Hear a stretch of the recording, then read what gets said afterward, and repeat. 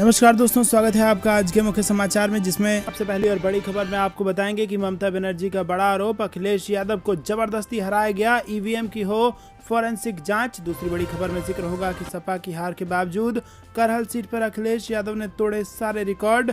तीसरी बड़ी खबर में आपको बताएंगे कि बीजेपी को दिन में सपने दिखाना बंद करना चाहिए, पीएम के चुनाव 2024 संबंधी दावों पर ममता बनर्जी का जवाब।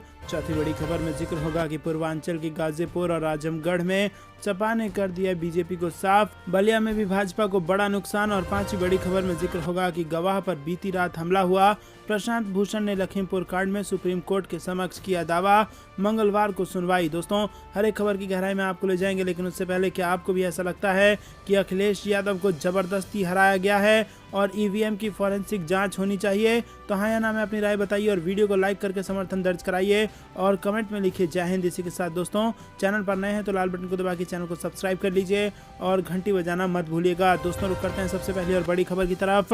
ममता बनर्जी का बड़ा आरोप, अखिलेश यादव को जबरदस्ती हराया गया, ईवीएम की हो फॉरेंसिक जांच। जी हाँ दोस्तों, उत्तर प्रदेश में भारतीय जनता पार्टी की जीत को पश्चिम बंगाल की मुख्यमंत्री ममता बनर्जी ने मशीनरी जनादेश करार दिया है और उन्होंने कहा कि अखिलेश यादव को जबरन हराया गया है। सपा मुखिया को इस जनादेश को चुनौती देनी चाहिए। तृणमूल कांग्रेस प्रमुख ने ईवीएम की फॉरेंसिक जांच कराने की भी मांग की है।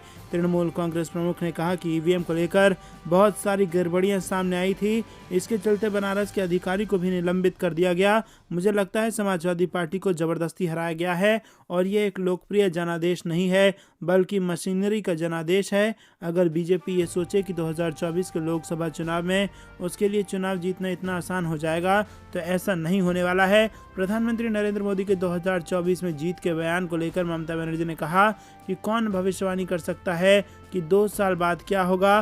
केंद्रीय एजेंसियों का इस्तेमाल करके और तानाशाही के माध्यम से बीजेपी ने कुछ राज्यों में जीत हासिल की है, सिर्फ इसीलिए वो ये सोचकर खुशी से झूम रहे होंगे कि 2024 में भी जीत जाएंगे, लेकिन ये इतना आसान नहीं होने वाला है। दोस्तों, रुक करते हैं अगली बड़ी खबर की तरफ। सपा की हार के बावजूद करहल सीट पर अखिलेश यादव ने तोड़ डाले सारे रिकॉर्ड। जी हाँ दोस्तों, अखिलेश यादव को इस चुनाव में 1,47,237 वोट मिले हैं, जो इस सीट पर अब तक हुए चुनावों में सपा को मिलने वाले सर्वाधिक वोट हैं। ऐसे में अखिलेश यादव ने करहल से नया कीर्तिमान रच दिया है। उत्तर प्रदेश की 403 विधानसभा सीट पर भारतीय जनता पार्टी ने शानदार प्रदर्शन करते हुए सहयोगी दलों के साथ मिलकर 273 सीटों पर जीतकर प्रचंड जीत हासिल की है, जबकि समाजवादी पार्टी को 111 सीटें मिली हैं। अखिलेश यादव और सपा ने जनादेश स्वीकार किया है। चुनाव में मिली हार के बाद समाजवादी पार्टी का बयान सामने आया है, मतों से जीते हैं अखिलेश यादव।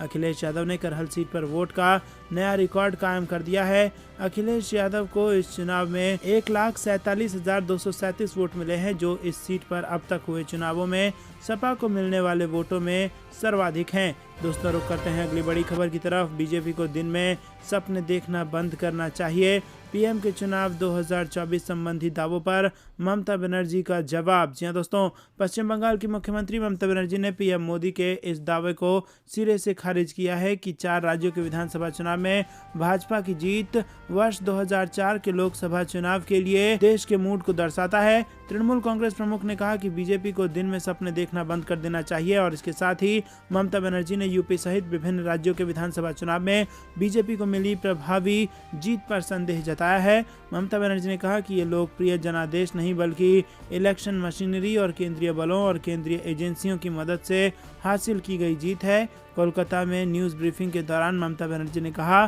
कि इलेक्शन मशीनरी और केंद्रीय बलों व एजेंसियों का उपयोग करके वो जीते हैं और अब के कूदते फिर रहे हैं। और इसी के साथ आपको बता दें दोस्तों कि 2024 में भाजपा को बड़ी हार मिलने वाली है, इसका दावा करती नजर आई ममता बनर्जी।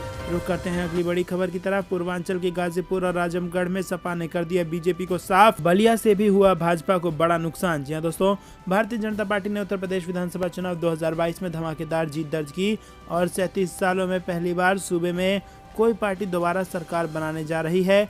भाजपा ने कई जिलों में क्लीन स्वीप किया है, हालांकि कुछ जिलों में भाजपा को तगड़े झटके भी लगे हैं। पूर्वांचल में एक तरफ बसपा की जमीन दरकने लगी है और दूसरी ओर भाजपा को समाजवादी पार्टी ने जबरदस्त झटके दिए।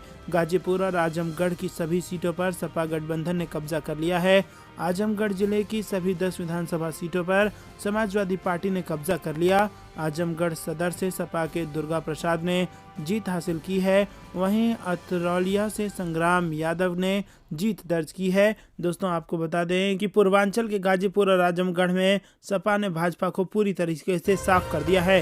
दोस्तों रुक करते हैं अगली बड़ी खबर की तरफ। गवाह पर बीती रात हमला, लखीमपुर कांड में प्रशांत भूषण ने कोर्ट के समक्ष किया दावा, मंगलवार को होगी इसकी सुनवाई। जी हां दोस्तों, वकील प्रशांत भूषण ने शुक्रवार को सुप्रीम कोर्ट के समक्ष दावा किया है कि लखीमपुर खीरी मामले में गवाह पर बीती रात हमला किया गया। भूषण ने इस आधार पर सुप्रीम कोर्ट से इस मामले के मुख्य आरोपी आशीष मिश्रा की जमानत रद्द करने की मांग वाली याचिका पर तत्काल सुनवाई की मांग की है। पिछले हफ्ते भी भूषण ने इस याचिका पर जल्द सुनवाई कराने की मांग की थी और इस पर चीफ जस्टिस एनवी रमन्ना ने 11 मार्च को भूषण ने कहा कि चुनाव आज होनी थी और इस पर चीफ जस्टिस ने कहा कि ऑफिस की गलती के कारण ऐसा हुआ। उन्होंने कहा कि मंगलवार को इसे सुनवाई के लिए सूचीबद्ध किया जाएगा। भूषण ने सीट्स कोर्ट से शुक्रवार को कहा कि बीती रात मामले के एक अहम गवाह पर हमला किया गया है। दोस्तों रुक करते हैं अगली बड़ी खबर की तरफ, जो कि पंजाब से आ रही है। 16 मार्च को सीएम पद की शपथ लेंगे भगवंत मान, 13 को अमृतसर में निकालेंगे विजय जुलूस। जी हां दोस्तों, आम आदमी पार्टी के पंजाब के सीएम उम्मीदवार भगवंत मान 16 मार्च को शपथ लेंगे। उन्होंने शपथ ग्रहण समारोह के लिए दिल्ली के मुख्यमंत्री अरविंद केजरीवाल को आमंत्रित किया है। जानकारी के मुताबिक भगवंत मान दिल्ली के मुख्यमंत्री और पार्टी के राष्ट्रीय संयोजक अरविंद केजरीवाल के साथ 13 मार्च को अमृतसर में रोड शो करेंगे। वहीं केजरीवाल ने भगवंत मान की जीत पर कहा कि मेरा छोटा भाई शपथ लेगा। इससे पहले शुक्रवार को भगवंत मान ने बताया कि दिल्ली में आप संयोजक अरविंद केजरीवाल से मिलने जा रहा हूं। विधायक दल की मीटिंग विधायक करेंगे, हम अपने विधायकों को कहीं नहीं भेज रहे। इसी के साथ भगवंत मान ने बताया कि वो भगत सिंह के पैतृक गांव में शपथ लेंगे। शपथ की तारीखों का ऐलान शाम के बाद होगा। राज्यपाल से मिलने का समय उन्होंने ले लिया है और उसके बाद शपथ ग्रहण समारोह होगा। भगवंत मान शहीद आजम भगत सिंह के बहुत बड़े प्रशंसक हैं और आमतौर पर उनके जैसे ही कपड़े पहनते हैं। भगवंत मान ने गुरुवार को संगरूर में लोगों को संबोधित करते हुए कहा कि आप लोगों को खुला निमंत्रण दे रहा हूं। पहले शपथ समारोह महलों में होते थे, लेकिन अब ये समारोह शहीदों के गांव में होंगे। भगवंत मान ने कहा कि उनकी रैली भगत सिंह के दिए नारे इनकलाब जिंदाबाद से शुरू और खत्म होती है और उन्होंने कहा कि ये नारा शहीद आजम की आत्मा को सुकून दे रहा होगा। अपने शहीदों के बलिदान को मान देना हमारा नैतिक कर्तव्य है, हमें उनकी वजह से ही आज़ादी मिली है। दोस्तों रुक करते हैं अगली बड़ी खबर की तरफ, जो कि मौसम विभाग से निकल के आ रही है। दिल्ली में तेजी से बढ़ेगी गर्मी, होली के बाद झुलसाने वाला होगा मौसम।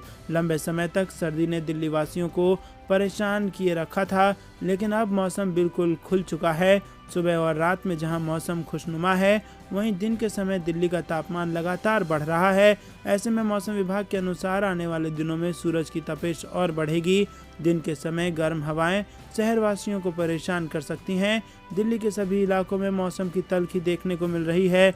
मौसम विभाग की जानकारी के अनुसार स्पोर्ट्स कॉम्प्लेक्स इलाका 32.9 डिग्री सेल्सियस अधिकतम और 19.3 डिग्री सेल्सियस न्यूनतम तापमान के साथ सबसे गर्म इलाका रहा है। बताया जा रहा है कि जिस तरह से गर्मी के तेवर तीखे हो रहे हैं, उस हिसाब से आने वाले सप्ताह में गर्मी और तेज हो जाएगी और होली के बाद से मौसम में नया बदलाव देखने को मिलेगा।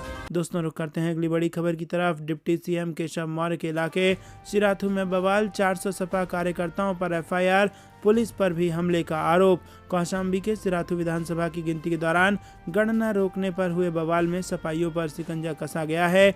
नवीन मंडी ओसा में गुरुवार की शाम को हुए बवाल में सदर कोतवाली पुलिस ने केस दर्ज कर लिया है।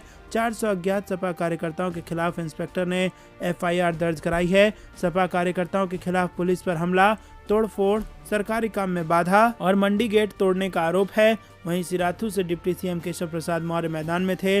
उनके साथ सपा ने अपना दल कमेरावादी की नेता पल्लवी पटेल को उतारा था और यहां से पल्लवी पटेल को हार कर भी नहीं हारे अखिलेश, 2024 के लिए जला दिया उम्मीदों का दिया। जी हाँ दोस्तों, उत्तर प्रदेश के ताजा चुनाव नतीजों से भले ही बीजेपी की जय जयकार हो रही हो, लेकिन समाजवादी पार्टी के अध्यक्ष अखिलेश यादव ने 2017 के मुकाबले 70 से ज्यादा सीटें जीतकर न केवल बीजेपी की बड़ी और ऐतिहासिक जीत का अंतर कम किया है, बल्कि 2024 के लिए बीजेपी के सामने लंबी लकीर भी खींच दी है। और इसका तस्दीक सपा के वोट शेयर में आया उछाल भी करता है। जी हाँ दोस्तों, सपा का प्रदर्शन अपने ऐतिहासिक चरम पर है। जितना वोट परसेंट नेताजी यानी अखिलेश यादव के पिता और सपा के संस्थापक मुलायम सिंह यादव नहीं जुटा सके थे, उससे कहीं ज्यादा अखिलेश यादव ने जुटाया है। आंकड़ों की बात करें तो 1992 में स्थापित समाजवादी पार्टी ने यूपी में सबसे पहला विधानसभा चुनाव 1993 में लड़ा और तब सपा 17.94% वोट मिले थे। 3 साल बाद 1996 के चुनाव में मुलायम सिंह के नेतृत्व में वोट शेयर 4% बढ़कर 21.8% हो गया था। लेकिन दोस्तों अब आपको बता दें, इस बार 36.1% वोट शेयर समाजवादी पार्टी को मिला, जो कि आज तक कभी नहीं हुआ था। तो दोस्तों, क्या आप भी ऐसा मानते हैं कि भले ही विधानसभा चुनाव में यह वोट शेयर सीट में कन्वर्ट नहीं हो पाया, लेकिन लोकसभा चुनाव में यह वोट शेयर जरूर सीटों में कन्वर्ट होगा और भाजपा को उत्तर प्रदेश में बड़ा झटका लगेगा? तो वीडियो लाइक करना मत भूलिएगा, लाइक जरूर कीजिए। रुक करते हैं अगली बड़ी खबर की तरफ। योगी सरकार के मंत्रियों के खिलाफ दिखा गुस्सा, 2-4 नहीं पूरे 10 मंत्री हारे। जी हाँ दोस्तों, आपने कि मिशन 2022 के चुनाव में जहां एक और जनता ने मुख्यमंत्री योगी आदित्यनाथ पर और उनकी सरकार पर भरोसा जताया, वहीं उनके मंत्रिमंडल के कद्दावर मंत्रियों में केशव प्रसाद मौर्य, सुरेश राणा, राजेंद्र सिंह उर्फ मोती सिंह, इटावा से सतीश चंद्र द्विवेदी चुनाव हार गए हैं। चुनाव मैदान में उतरे 47 मंत्रियों में से 36 मंत्रियों को विजय हासिल हुई, जबकि 10 मंत्री चुनाव हार चुके हैं। चुनाव हारने वाले कैबिनेट मंत्रियों में से 3 मंत्री डिप्टी सीएम केशव प्रसाद मौर्य, गन्ना मंत्री सुरेश राणा और राजेंद्र सिंह उर्फ मोती सिंह चुनाव हार गए हैं। तो दोस्तों, क्या जनता ने दिखाया है अपना गुस्सा और क्या मंत्रियों को चुनाव हराकर 2024 के चुनाव के लिए भाजपा को दे दिया गया है बड़ा संकेत? आपको क्या कुछ लगता है कमेंट में जरूर बताइए। रुक करते हैं अगली बड़ी खबर की तरफ। असली लड़ाई 2024 में है, साहिब की चाल में ना फंसे विपक्ष। विधानसभा चुनाव में बीजेपी की जीत पर बोले प्रशांत किशोर। जी हाँ दोस्तों, उत्तर प्रदेश, उत्तराखंड, गोवा और मणिपुर विधानसभा चुनावों में बीजेपी ने काफी अच्छा प्रदर्शन किया और इन राज्यों में बीजेपी की सरकार बनना लगभग तय है। उत्तर प्रदेश और उत्तराखंड में बीजेपी को प्रचंड बहुमत मिला है। बीजेपी के इस प्रदर्शन पर भारतीय राजनीतिक रणनीतिकार प्रशांत किशोर की प्रतिक्रिया आई है। प्रशांत किशोर ने इस जीत पर कहा है कि भारत की असली लड़ाई के नतीजे साल 2024 में आएंगे। प्रशांत किशोर ने एक ट्वीट करते हुए लिखा कि देश के लिए लड़ाई 2024 में लड़ी जाएगी और तभी नेताजी आएंगे, इन विधानसभा चुनावों में नहीं। ट्वीट में प्रशांत किशोर ने आगे लिखा है कि साहब ये जानते हैं, इसीलिए राज्य के परिणामों के जरिए विपक्ष के खिलाफ एक मनोवैज्ञानिक धारणा बनाने की चाल चल रहे हैं। इस झूठी कथा में मत फंसें और इसका हिस्सा बने। जी हाँ दोस्तों, आपको बता दें कि जिस प्रकार से भारतीय जनता पार्टी अपनी पीठ लगातार थपथपा रही है, ये जीत उतनी बड़ी भी भाजपा के लिए नहीं है, क्योंकि भाजपा का प्रदर्शन हर हालत में घटा ही है और अगर यही मोमेंटम 2024 तक जारी रहा तो भाजपा को भारी नुकसान झेलना पड़ सकता है। और इस बात से कहीं ना कहीं भाजपा भी इस बात को मानती होगी और इसीलिए जो ये जीत उत्तर प्रदेश के विधानसभा चुनाव में भाजपा को मिली है, इसको वो इस प्रकार से प्रोजेक्ट करना चाहते हैं कि जैसे विपक्ष पूरी तरह से नाकाम हो गया है और समाजवादी पार्टी पूरी तरीके से फेल हो गई है, लेकिन ऐसी बात नहीं है। जिस प्रकार से वोट शेयर समाजवादी पार्टी को मिला है और जिस प्रकार से अखिलेश यादव को जनता का समर्थन मिला है, वो कहीं ना कहीं भाजपा के लिए खतरे की घंटी उत्तर प्रदेश में बजा चुका है। तो दोस्तों, दिल्ली का रास्ता लखनऊ होते हुए जाता है और लखनऊ ने दे दिया है भाजपा को बड़ा झटका। रुक करते हैं अगली बड़ी खबर की तरफ। लखीमपुर खीरी मामला, आशीष मिश्रा की जमानत याचिका के खिलाफ 15 मार्च को सुनवाई करेगा सुप्रीम कोर्ट। जी हाँ दोस्तों, केंद्रीय मंत्री अजय मिश्रा टैनी के बेटे आशीष मिश्रा को जमानत के खिलाफ याचिका पर 15 मार्च को सुप्रीम कोर्ट में सीजेआई ने कहा कि वो मामले को लिस्ट करने को कहेंगे। याचिकाकर्ता के वकील प्रशांत भूषण ने बताया कि लखीमपुर खीरी मामले के एक गवाह पर गुरुवार रात को हमला हुआ है और इस मामले की जल्द सुनवाई की जाए। इससे पहले सुप्रीम कोर्ट ने कहा था कि मामले की सुनवाई 11 मार्च को होगी, लेकिन इसे लिस्ट नहीं किया गया। 4 मार्च को सुप्रीम कोर्ट ने याचिकाकर्ता को कहा था कि वो इलाहाबाद हाई कोर्ट को सूचित करे कि सुप्रीम कोर्ट ने मामले को जब्त कर लिया है। दरअसल सीजेआई एनवी रमना की बेंच को प्रशांत भूषण ने बताया था कि मिश्रा को जमानत मिलने के बाद अन्य आरोपी भी हाईकोर्ट पहुंच रहे हैं, ऐसे में इसे रोका जाना चाहिए। दरअसल किसानों के पीड़ित परिवार भी सुप्रीम कोर्ट पहुंचे हैं और केंद्रीय मंत्री अजय मिश्रा टैनी के बेटे आशीष मिश्रा को जमानत देने की चुनौती दी है। दोस्तों रुक करते हैं अगली बड़ी खबर की तरफ। टिकैत के गढ़ में भाजपा का बुरा हाल, 7 सीटों पर मिली करारी हार। खूब वायरल हुआ था वोट को ले गई वाला बयान। जी हाँ दोस्तों, आपको बता दें कि भगवा रंग में डूबे चुनावी नतीजों के बीच मुजफ्फरनगर जिले में किसान आंदोलन का असर खूब दिखा। 3 कृषि कानूनों को मोदी सरकार के वापस लेने के बावजूद किसानों में उपजी नाराजगी ने गठबंधन की जीत में अहम भूमिका निभाई है। वहीं आपको बता दें कि कृषि कानूनों के खिलाफ दिल्ली के बॉर्डर पर 13 महीने तक चले किसान आंदोलन का असर मुजफ्फरनगर और शामली के चुनाव नतीजों में साफ नजर आ रहा है। गठबंधन के मुकाबले दोनों दलों की 9 सीटों में से केवल 2 सीट पर भाजपा जीत दोहरा पाई है। गाजीपुर बॉर्डर पर चले लंबे आंदोलन में आए उतार चढ़ाव में पश्चिमी उत्तर प्रदेश के किसानों में भाजपा के रवैये को लेकर नाराजगी बढ़ती गई। मुजफ्फरनगर किसान आंदोलन का केंद्र बन गया। दोस्तों रुक करते हैं अगली बड़ी खबर की तरफ। बनारस में 15,000 से ज्यादा लोगों ने नोटा का बटन दबाया, 46 प्रत्याशियों की जमानत हो गई जब्त। जी हाँ दोस्तों, बनारस जिले की 8 विधानसभा क्षेत्रों से कुल 70 प्रत्याशियों में 46 अपनी जमानत नहीं बचा सके हैं और वही इस बार के विधानसभा चुनाव में 15,476 ऐसे मतदाता भी रहे जिन्होंने 8 विधानसभा सीट पर अपना मत किसी प्रत्याशी को नहीं बल्कि नोटा का बटन दबाकर दे दिया। दोस्तों रुक करते हैं अगली बड़ी खबर की तरफ जो कि गोवा से आ रही है। सत्ता गठन के दावे के बीच गोवा बीजेपी में जबरदस्त मतभेद, क्या सरकार नहीं बना पाएगी भाजपा? जी हां दोस्तों, फूट की खबरें सामने आ रही हैं। गोवा विधानसभा चुनाव के नतीजे आ चुके हैं और राज्य में भाजपा सबसे बड़ी पार्टी बनकर उभरी है और बीजेपी को सबसे ज्यादा 20 सीटें मिली हैं, लेकिन पार्टी बहुमत के आंकड़े तक नहीं पहुंच पाई। गोवा में बहुमत का आंकड़ा 21 है। नतीजे घोषित होने के बाद गोवा बीजेपी के अध्यक्ष सदानंद सेठ तनवड़े ने बड़ा बयान दिया है और उनके मुताबिक बीजेपी को 3 निर्दलीय विधायकों ने समर्थन दे दिया है और इसके साथ ही बीजेपी की कुल सीटों की संख्या बहुमत के आंकड़े को पार कर गई है। बीजेपी की सरकार गठन के दावों के बीच मतभेद होने की भी खबरें सामने आ रही है। गोवा में बीजेपी विधायक और पूर्व मुख्यमंत्री रवि नाइक वांतक पार्टी यानी एमजीपी का समर्थन लेने को लेकर पार्टी में अपना विरोध दर्ज करा चुके हैं। दोस्तों रुक करते हैं अगली बड़ी खबर की तरफ जो कि पंजाब से आ रही है। चरणजीत सिंह चन्नी ने दिया इस्तीफा, सरकार गठन की तैयारी में जुटी आम आदमी पार्टी के विधायकों की आज बैठक। जी हां दोस्तों, पंजाब में जनादेश आ गया है और सूबे के इतिहास की सबसे बड़ी जीत के बाद आम आदमी पार्टी अब सरकार बनाने की तैयारी में है। वहीं दूसरी तरफ पंजाब कांग्रेस में हार के बाद रार मची हुई है। गुरुवार को परिणाम आने के बाद शुक्रवार को पंजाब की राजनीति में हलचल तेज रही। दोस्तों रुक करते हैं अगली बड़ी खबर की तरफ। इस लिहाज से सिर्फ सपा और अखिलेश यादव के लिए है गुड न्यूज। जी हां दोस्तों, उत्तर प्रदेश विधानसभा चुनाव के नतीजे पूरी तरह से साफ हो गए हैं। बुलडोजर को हथियार बनाकर प्रचार अभियान में उतरे योगी आदित्यनाथ ने उम्मीदों की इमारत गिरा दी है और सपा की उम्मीदों की इमारत गिरा दी है और दोपहर 3:15 बजे तक भाजपा 261 सीटों पर आगे थी और यही शाम तक भी बरकरार रहा और भाजपा की उत्तर प्रदेश में सरकार बन गई। समाजवादी पार्टी भले ही सरकार बनाने के अपने दावों को सच नहीं कर पाई, लेकिन अखिलेश यादव ने पार्टी के प्रदर्शन को बेहतर जरूर किया है। सपा ने अपनी सीटें करीब 3 गुना बढ़ा ली हैं और इसके अलावा पार्टी के वोटर शेयर में भी 10% से ज्यादा का इजाफा हुआ है। तो दोस्तों, क्या आपको लगता है कि ये कहीं ना कहीं 2024 के लोकसभा चुनाव के लिए भाजपा के लिए खतरे की घंटी है?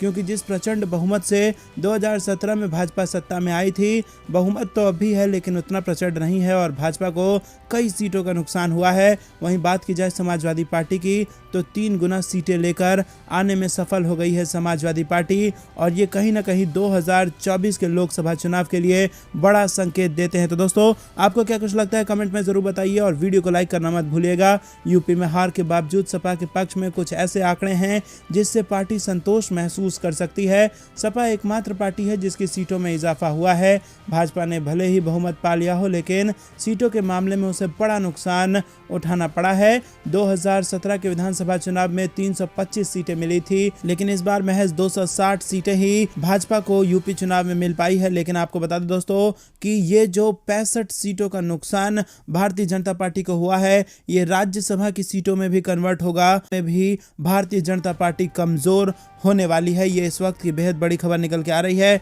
और इसका असर 2024 के लोकसभा चुनाव में भी देखने को मिलने वाला है। और अगर इसी मोमेंटम से समाजवादी पार्टी आगे बढ़ती गई तो 2024 में समाजवादी पार्टी के लिए अच्छे दिन आ सकते हैं। रुक करते हैं अगली बड़ी खबर की तरफ। सिराथू में केशव प्रसाद मौर्य 6000 वोट से पीछे चल रहे थे और इस बीच बीजेपी वर्कर्स ने ईवीएम में गड़बड़ी की मांग को लेकर हंगामा किया, जिसके चलते 1 घंटे से काउंटिंग रुकी हुई थी। हंगामा बढ़ने के बाद सपा प्रत्याशी पल्लवी पटेल मतगणना स्थल पर पहुंच गई। बीजेपी एजेंट ने रिकाउंटिंग की मांग की। फिलहाल सिराथू विधानसभा में 29वें राउंड की मतगणना पूरी हो चुकी थी और इसमें सपा की पल्लवी पटेल 6397 वोट से आगे चल रही थी। पल्लवी पटेल को लगभग 1 लाख वोट मिल चुके हैं। वहीं बीजेपी के केशव प्रसाद मौर्य 6000 उनसे पीछे चल रहे थे और उसके बाद काउंटिंग कुछ देर के लिए रोक दी गई। दोस्तों आपको क्या कुछ लगता है कमेंट में जरूर बताइए। लेकिन उप मुख्यमंत्री का इस प्रकार से पीछे चलना क्या कुछ इशारा करता है, आप कमेंट में बताएं। तो दोस्तों ये थी दिन भर कुछ बेहतरीन और बड़ी खबरें। तक बने रहने के लिए बहुत बहुत धन्यवाद। देख रहे थे आपका अपना चैनल जय हिंद जय भारत।